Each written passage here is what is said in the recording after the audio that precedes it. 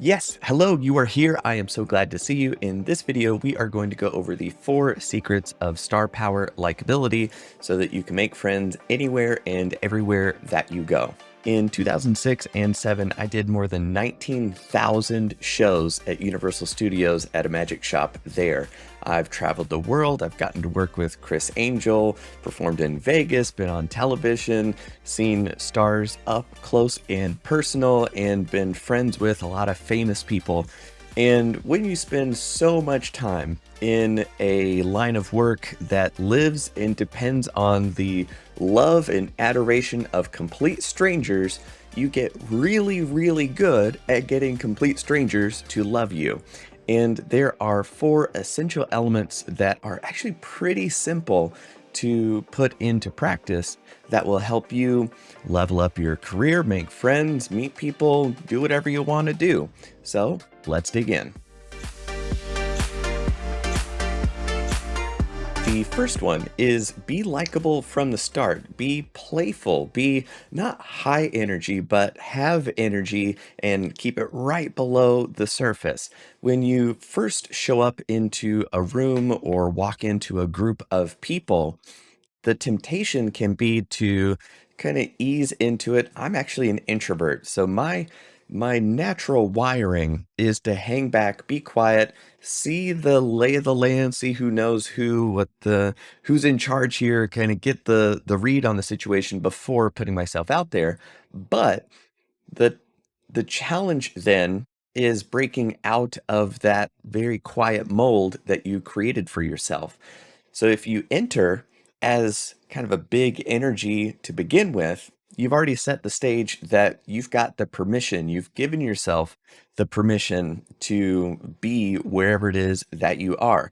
And there's a there's a secret hack that communicates this idea perfectly. Channel the energy of a golden retriever. That's it. That's it. Everybody loves when they show up. They're excited to see you. Now, don't jump on people. No, bad dog. You don't want to overdo it, but you want to just be excited that you're here and, oh, I'm so happy to see you. That kind of energy of being stoked to be wherever you are is kind of the bedrock of that likability. The second detail is be human. A lot of people try self depreciating humor, and when done right, it is perfect because you don't want to be seen as too perfect and unassailable, or you are some person on Mount Olympus over there, unattainable kind of a thing. You want to be relatable. And the more famous you get, the more difficult it can be to maintain that relatability. So, an important part of doing that is showing your humanity in ways that don't undermine, but show that you're still a person. So those human foilables, those human flaws that I'm not perfect, I don't have everything exactly put together without undercutting who you are. Because a lot of people try self depreciating humor and they make fun of things that they're genuinely bothered by. But when you make fun of it, that gives everybody else permission to make fun of it too. And then if you were trying to be playful at a thing that you were genuinely concerned about, having other people make fun of you for it as a way of trying to create rapport and connection actually does the complete opposite of establishing that connection.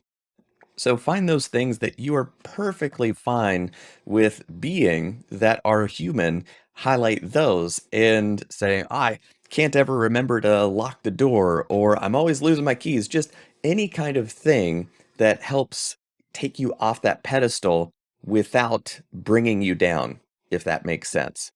Being a really good storyteller is a huge life hack. If you can tell really good stories, you're going to keep people's attention, they're not going to cut you off, and you'll entertain people. There's a very, very simple thing that you can do, which is tell stories in the present tense.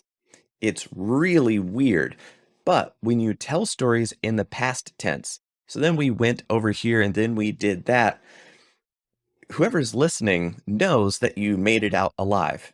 And even though in a meta context, you know that they made it out alive because they're here telling you the story, But when you tell it in present tense, they're involved in the action. And people are really good at embodying the moment.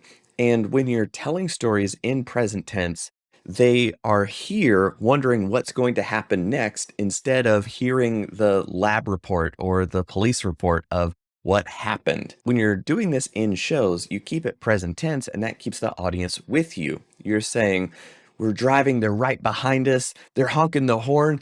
I don't know what's going on. And they're on the edge of their seat. And then that present tense stays there. You can then go into past tense to take yourself out of the moment and go, yeah, when we were doing that, I had no clue that this was happening. Now back into the story. So you can play with time, but when you focus on present tense, it's much easier for people to buy into the narrative and be there with you. Because if you only do past tense, then people are going to skip ahead because they know that you know how the story ended because we're already where the story had ended. It's really weird, but try it out. The fourth detail is listen more. Listening is the unsung superpower of being likable. Wanting to hear from other people is one of the best things about being alive. Everybody you meet knows something, they've been through something that you have no clue about.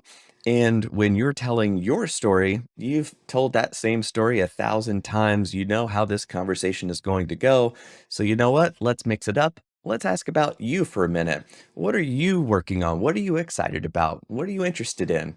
And being an active listener, of being laser focused on paying attention to this person and the story that they're sharing with you, and then asking follow up questions about it. And one of the best ways to think about those follow up questions is, tell me more about that. That's all you've got to do. That's all you've got to do. Tell me more. What can you tell me about this? Then talk about that. That's one of the best ways to get people to go, man, I love that guy after you leave. And that's really what it's all about, is leaving the space better than you found it. And that's one of the best ways to do it. Show up with high energy, fill up the space, be excited to see people, ask them about them, actually listen to it. When they're asking you to tell stories or asking about your story, tell it in the present tense, and don't paint yourself as being too perfect. Show your humanity, and that will make you more relatable. Even if you can do amazing things and you're world class, you're still human in other areas. So you put all those together, and then you'll have the essential ingredients to get people to go, man, who was that? I want to see him again. So those are the four bedrock things that you can do to make everybody like you and to develop your own star power, whatever that means. If you want to know more stuff like this about my life in performing and traveling the world, hit me up in the comments with any questions, comments, or concerns that you have. That's it for now. See you in the next video.